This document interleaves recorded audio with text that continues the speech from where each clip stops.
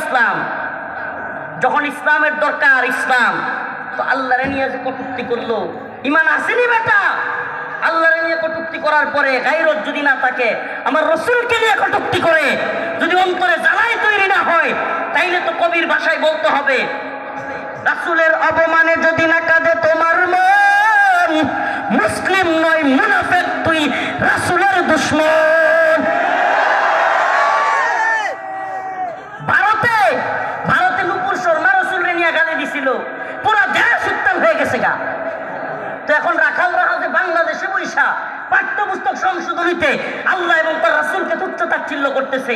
এখন তোমার দেশ কই? এখন তোমার বক্তব্য কোথায়? কিসের জামাত, কিসের হেফাজত, কিসের চরমুনাই, কিসের ইসলামিক দল, কিসের ইসলামিক নেতা, কিসের সেলিব্রিটি বক্তা, কিসের মুক্তি? কিচ্ছু নাই, কোনো মূল্য নাই, কোনো মূল্য নাই এটার। আল্লাহর কাছে কোনো জবাব দিতে পারবে না রাখো, আমিও না। আমি এই জন্য আমারও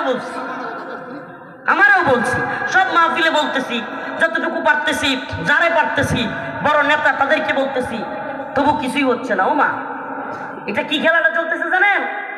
এতদিন ভারতের খেলা চলছে, আমেরিকার খেলা। আমেরিকার কি খেলা? বাক স্বাধীনতা। তো লাঠি মারি তোর বাক স্বাধীনতা।